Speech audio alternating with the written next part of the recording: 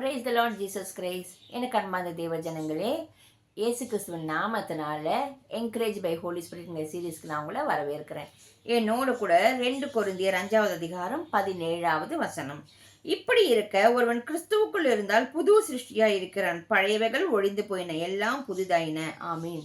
எப்படி இருந்தால் நம்ம மாம்சத்துக்குரியபடி வாழாமல் ஆவிக்குரியபடி நம்ம வாழச்சு எப்படியா?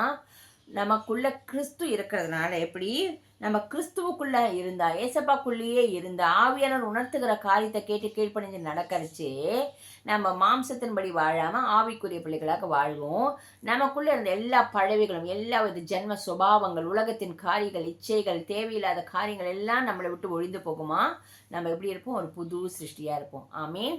இன்னைக்கு நம்ம அந்த இடத்துல எங்கேயாவது குறைவப்பட்டோம்னா ஆவியானவர் கேளுங்க, நிச்சயமா ஆவியானவர் உதவி செய்வார். நம்ம கிறிஸ்துவுக்குள்ள பிழைத்திருந்து புது சிருஷ்டியாக பழையதை ஒழிந்து போகணும்னு கேட்கச்சே நிச்சயமா ஆண்டவர் உதவி செய்வார். நம் நிமித்தம் தேவநாமம் மகிமைப்படும். வாங்க நம்ம ஜெபிக்கலாம். எங்கள் அன்பின் பரலோக தகப்பனே, உம்மை துதிக்கிறோம், ஸ்தோத்திரிக்கிறோம்ப்பா. ஆவியானவரே, உமக்காக நன்றி நன்றி நன்றி ராஜா.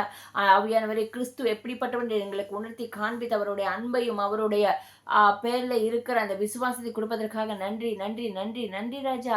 ஆண்டவரை, இனி நாங்கள் பழையவைகள் எல்லாம் அந்தபடி வாழாதபடிக்கு, மாம்சத்துக்குடி வாழாதபடிக்கு ஆவியானவரை இப்பொழுது உம்மை நோக்கி யாரெல்லாம் கேட்டு ஜபித்து கொண்டு இருக்கிறார்களோ, ஆவியானவரை ஒவ்வொருக்குள்ள மாம்சமான யாவர்களும் இறங்குவீராக, கிரியை செய்வீராக. ஆண்டவரே, ஆவியானவரை, கிறிஸ்துவுக்கென்று எல்லோரும் வாழ்க்கை வாழ, வேறு பிரிக்கப்பட்ட வாழ்க்கை வாழ, மாம்சத்தின்படி வாழாதபடிக்கு கிறிஸ்துவுக்குள்ளாக பிழைத்திருந்தால் புது சிருஷ்டியாக இருக்கும்படி, அவர்களுடைய பழைய ஜென்ம சுபாவங்கள்லாம் ஒழிந்து போகும்படி நசரேயனாகிய இயேசுவின் நாமத்தினாலே ஜெபிக்கிறோம் பிதாவே.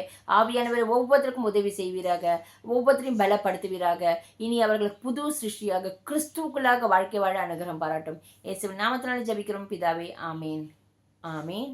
ஆவியானவர் நிச்சயமா உங்களுக்கு உதவி செய்வார், பலப்படுத்துவார். God bless you.